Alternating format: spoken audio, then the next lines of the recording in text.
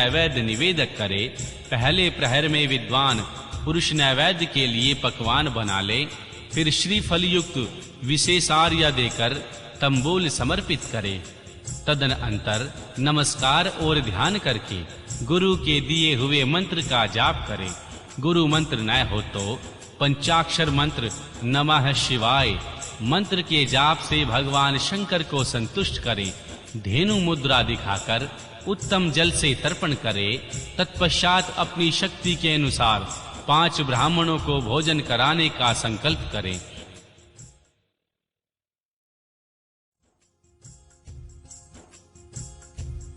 फिर जब तक पहला प्रहर पूरा न हो जाए तब तक महान उत्सव करता रहे। दूसरा प्रहर आरंभ होने पर पुनः पूजन के लिए संकल्प करे, अथवा एक ही प्रहरों में संकल्प करके पहले प्रहर की भांति पूजा करता रहे। पहले पूर्वोक्त द्रव्यों से पूजन करके फिर जलधारा समर्पित करे। प्रथम प्रहर की अपेक्षा 2 गुने मंत्रों का जाप करके भगवान शिव की पूजा करे। पूर्वोक्त तिल, जौ तथा कमल पुष्पों से भगवान शिव की अर्चना करे। विशेषतः बिल्व पत्रों से परमेश्वर शिव का पूजन करना चाहिए। दूसरे प्रहर में बिजोरा नींबू के साथ अर्घ्य देकर खीर का नैवेद्य निवेदक करे। जनार्दन, इससे पहले की अपेक्षा मंत्रों की 2 गुनी आवृत्ति करनी चाहिए। फिर ब्राह्मणों को भोजन कराने का संकल्प करें। शेष सब बातें पहले ही की भांति तब तक करता रहे जब तक दूसरा प्रहर पूरा न हो जाए।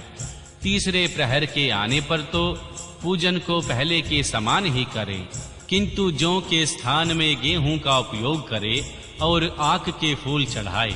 इसके बाद नाना प्रकार के धूप एवं दीप देकर पुए का नैवेद्य भोग लगाए। उसके साथ भांति भांति के शाक को अर्पित करे। इस प्रकार पूजन करके कपूर से आरती उतारे, अनार के फल के साथ अर्घ दे और दूसरे प्रहर की अपेक्षा 2 गुना मंत्र का जाप करे।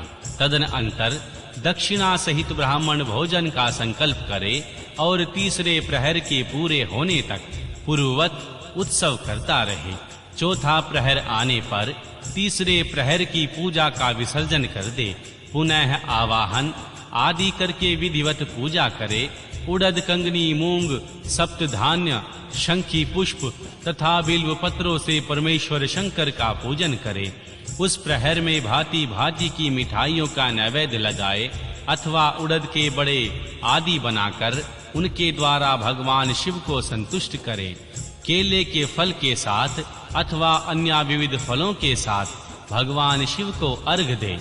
तीसरे प्रहर की अपेक्षा 2 गुना मंत्र जाप करे और यथाशक्ति ब्राह्मण भोजन का संकल्प करे। गीत, वाद्य तथा नृत्य से भगवान शिव की आराधना पूर्वक समय बिताए। भक्त जनों को तब तक महान उत्सव करते रहना चाहिए जब तक अरुणोदय न हो जाए। अरुणोदय होने पर पुनः स्नान करके भांति भांति के पुनोपचारों द्वारा और उपहारों द्वारा भगवान शिव की अर्चना करे। तत्पश्चात अपना अभिषेक कराएं और नाना प्रकार के दान दें और प्रहर की संख्या के अनुसार ब्राह्मणों तथा सन्यासियों को अनेक प्रकार के भोज्य पदार्थों का भोजन कराए। फिर भगवान शंकर को नमस्कार करके पुष्पांजलि दे और बुद्धिमान पुरुष उत्तम स्तुति करके निम्नलिखित मंत्रों से प्रार्थना करे।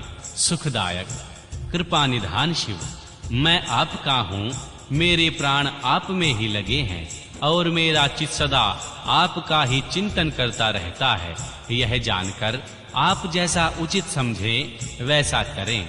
भूतनाथ, मैंने यह जानकर या अनजाने में जो जाप और पूजन आदि किया है उसे समझकर दया सागर होने के नाते ही आप मुझ पर प्रसन्न हो।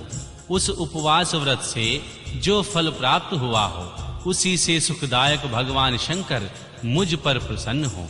महादेव, मेरे कुल में सदा आपका भजन होता रहे। जहाँ के आप इष्ट देवता ना हो उस कुल में कभी मेरा जन्म ना हो। इस प्रकार प्रार्थना करने के पश्चात भगवान शिव को पुष्पांजलि समर्पित कर दें। ब्राह्मणों के तिलक और आशीर्वाद ग्रहण करें। तदनंतर भगवान शंभु का विसर्जन करें। जिसने इस प्रकार व्रत किया हो उससे मैं दूर नहीं रहता। इस व्रत के फल का वर्णन किया जाता है। मेरे पास ऐसी कोई वस्तु नहीं है जिसे शिवरात्रि व्रत करने वाले के लिए मैं ना दे डालूं। जिनके द्वारा अनायास ही इस व्रत का पालन हो गया उनके लिए भी अवश्य ही मुक्ति का बीज बो दिया गया। मनुष्य को प्रतिमास भक्ति पूर्वक शिवरात्रि का व्रत करना चाहिए। तत्पश्चात इसका उद्यापन करके मनुष्य संगोपांग फल का लाभ कर सकता है। इस व्रत का पालन करके मैं शिव निश्चय ही उपासक के समस्त दुखों का नाश कर देता हूँ और उसे भोग मोक्ष आदि संपूर्ण मनोवांछित फल प्रदान करता हूँ। महर्षि सूत जी कहते हैं, महर्षियों, भगवान शिव का यह अत्यंत हितकारक और अद्भुत वचन सुनकर श्री विष्णु अपने धाम को लौट आए। इसके बाद उत्तम व्रत का अपना हित चाहने वाले लोगों में प्रचार हुआ। किसी समय केशव ने नारद जी से भोग और मोक्ष देने वाले इस दिव्य शिवरात्रि का व्रत का वर्णन किया था। अध्याय 37 व 38 शिवरात्रि के व्रत के उद्यापन की विधि। ऋषि बोले, महर्षि सूत जी, अब हमें शिवरात्रि व्रत के उद्यापन की विधि बताइए, जिसका अनुष्ठान करके साक्षात भगवान शंकर निश्चय ही प्रसन्न हो जाते हैं। महर्षि सूत जी ने कहा, महर्षियों, तुम लोग भक्ति भाव से आदर पूर्वक शिवरात्रि के उद्यापन की विधि सुनो, जिसका अनुष्ठान करके वह व्रत अवश्य ही पूर्ण फल देने वाला होता है। लगातार 14 वर्षों तक शिवरात्रि के शुभ व्रत का पालन करना चाहिए।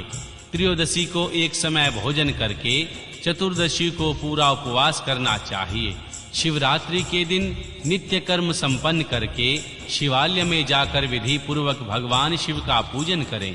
तत्पश्चात वहां यत्न पूर्वक एक दिव्य मंडल बनवाएं, जो तीनों लोकों में गौरी तिलक नाम से प्रसिद्ध है। उनके मध्य भाग में दिव्य लिंग तो भद्र मंडल की रचना करें। मंडप के भीतर सर्वतोभद्र मंडल का निर्माण करें। वहां प्रजापत्य नामक कलशों की स्थापना करनी चाहिए। वे शुभ कलश वस्त्र और फल और दक्षिणा के साथ होने चाहिए। उन सबको मंडप के पार्श्व भाग में यत्न पूर्वक स्थापित कर दें। मंडप के मध्य भाग में एक सोने का अथवा दूसरी धातु तांबे आदि का बना हुआ कलश स्थापित करें। व्रती पुरुष उस कलश पर मां पार्वती सहित भगवान की स्वर्णमयी प्रतिमा बनाकर रखे। वह प्रतिमा 1 पल तोले अथवा आधे तोले सोने की होनी चाहिए। जैसी अपनी शक्ति हो उसके अनुसार प्रतिमा बनवा लें। वाम भाग में मां पार्वती और दक्षिण भाग में भगवान शिव की प्रतिमा स्थापित करके रात्रि में उनका पूजन करें। आलस्य छोड़कर पूजन का काम करना चाहिए। उस कार्य में 4 ऋतिज्वों के साथ एक पवित्र आचार्य का वर्ण करें और उसकी आज्ञा लेकर भक्ति पूर्वक भगवान शिव की पूजा करें। रात को प्रत्येक पहर में पृथक पृथक पूजा करते हुए जागरण करें। व्रती पुरुष भागव संबंधी कीर्तन गीत एवं नृत्य आदि के द्वारा सारी रात बिताए। इस प्रकार विधिवत पूजन पूर्वक भगवान शिव को संतुष्ट करके प्रातःकाल पूजन करने के पश्चात शिविधि होम करना चाहिए। यथाशक्ति प्रजापत्य विधान करें, फिर ब्राह्मणों को भक्ति पूर्वक भोजन कराएं और यथाशक्ति दान दें। इसके बाद वस्त्र अलंकार तथा आभूषणों द्वारा पत्नी सहित ऋतिज्वों को अलंकृत करके उन्हें विधि पूर्वक पृथक पृथक दान दें। फिर अवश्य सामग्रियों से युक्त बछड़े सहित गौ का आचार्य को यह कहकर विधि पूर्वक दान दें। इस दान से भगवान शिव मुझ पर प्रसन्न हो। तत्पश्चात कलश सहित उस मूर्ति को वृष्ट के साथ वृषभ की पीठ पर रखकर संपूर्ण अलंकारों सहित उसे आचार्य को अर्पित कर दे। इसके बाद हाथ जोड़कर मस्तक झुकाकर बड़े प्रेम से गदगद वाणी में महाप्रभु महामहेश्वर देव से प्रार्थना करें। देवादि देव महादेव शरणागत वत्सल देवेश्वर, इस व्रत से संतुष्ट हो आप मेरे ऊपर कृपा कीजिए। शिव शंकर, मैंने भक्ति भाव से इस व्रत का पालन किया।